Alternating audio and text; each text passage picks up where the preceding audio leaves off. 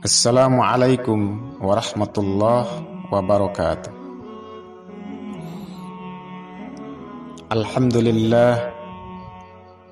Alhamdulillahilladzi hadana lihada wa ma kunna linahtadiya laula an hadanallah.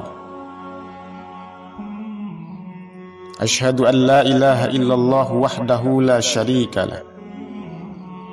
Wa asyhadu anna Muhammadan abduhu wa rasuluh la nabiyyan wa rasulan ba'da. Allahumma salli ala sayyidina Muhammad wa ala alihi wa ashabihi wa man tabi'ahum bi ihsanin ila yaumiddin. Amma ba'du. Hadirin hadirat jamaah rahimakumullah. Dalam menghadapi tantangan dan problema hidup yang semakin kompleks, kita menyadari pentingnya agama sebagai pondasi hidup kita. Sebagaimana agama Islam menggariskan adanya peraturan-peraturan agar seorang muslim memiliki hati yang bersih,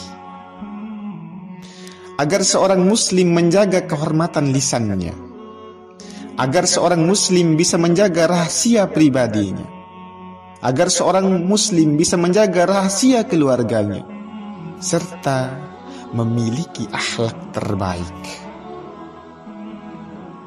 Allah Subhanahu wa ta'ala berfirman, Ya ayyuhalladzina amanu jtanibu katsiran minadh-dhanni inna ba'dadh-dhanni ismu wala tajassasu. Hai orang-orang yang beriman, jauhilah kebanyakan dari prasangka. Sesungguhnya sebagian prasangka itu adalah dosa. Dan janganlah kamu mencari-cari kesalahan orang lain. Jemaah, pesan ini adalah jawaban atas fenomena yang kita alami saat ini, agar terhindar dari ghibah. Karena ghibah ini menyebabkan terlanggarnya kehormatan, ghibah ini menyebabkan terlanggarnya keselamatan hati, dan ghibah ini menyebabkan ketidaktenangan hidup di masyarakat. Yang jadi permasalahannya sekarang, sebagian dari masyarakat yang hidup di penghujung abad ini, ada yang belum paham tentang ghibah itu. Maka mulai dari sekarang, kita akan membahas tentang ghibah. Apa sih ghibah itu sebenarnya, jemaah?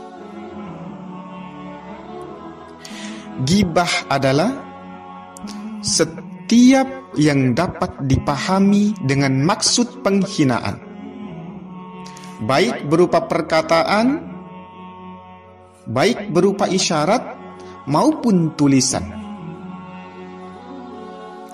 Ghibah ini bisa juga berupa penghinaan terhadap seseorang tentang agamanya, tentang kondisi fisiknya, tentang akhlaknya, tentang harta dan keturunannya.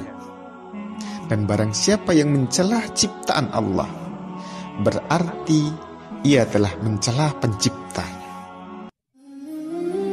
Rasulullah sallallahu alaihi wasallam bersabda, Ya ma'sara man amana bilisani. Hai orang-orang yang beriman dengan lisannya, walam yadkhulil imanu qalbahu. Namun keimanan itu belum masuk ke dalam hatinya. La taghtabul muslimin. Janganlah kau menggunjing kaum muslimin. Wala tattabi'u auratihim. Jangan pula mencari-cari aib mereka. Fa innahu manittaba'a auratihim. Maka barang siapa yang mencari-cari aib mereka, maka Allah akan mencari aibnya.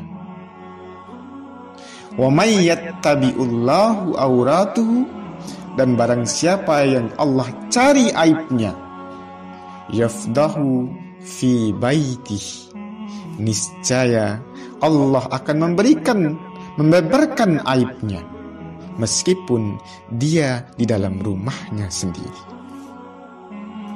Jemaah, mendengar hadis ini, semoga hati kita terketuk. Jika ada yang mengaku diri beriman, jika ada yang mengaku diri paling baik, jika ada yang mengaku diri paling benar dan paling sempurna, ternyata masih suka menggunjing, sedang ia tahu akibat buruk dari ghibah ini, akibat buruk dari menggunjing ini. Maka firman Allah Subhanahu wa ta'ala, ayuhibbu ahadukum ayyakula lahma akhihi maitan fakarihtum. Sukakah salah seorang di antara kamu memakan daging saudaranya yang sudah mati? Jemaah rahimakumullah, setiap manusia yang hidup di muka bumi Allah ini pasti dicintai, dan pasti ada juga yang membenci. Ada yang disukai dan ada yang dimusuhi. Bahkan ada yang dipuja, dan tidak tertutup kemungkinan nantinya akan dimaki. Resapilah saudaraku. Kalau engkau membenci, bencilah dengan sewajarnya. Dan kalau engkau mencintai, maka cintailah ia dengan sewajarnya. Jangan sampai ketidaksukaanmu itu membuat engkau berlaku zalim kepadanya.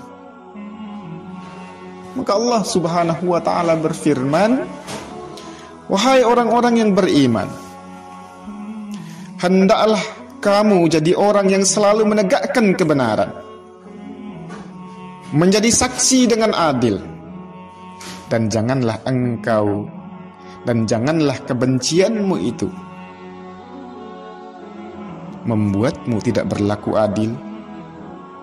Maka berlaku adillah, karena adil itu lebih dekat kepada takwa. Jemaah rahimakumullah, setiap orang memiliki cacat dan aib. Setiap manusia pasti punya kesalahan dan pasti punya kekeliruan.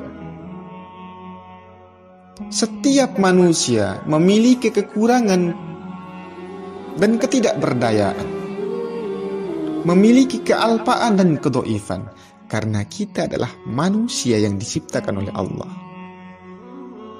Karenanya, sibukkan dirimu dengan aib dan segala kekurangan yang engkau punya. Jangan terlampau jauh ingin mengurusi aib orang lain, dan jaga hak serta keharmonisan saudaramu.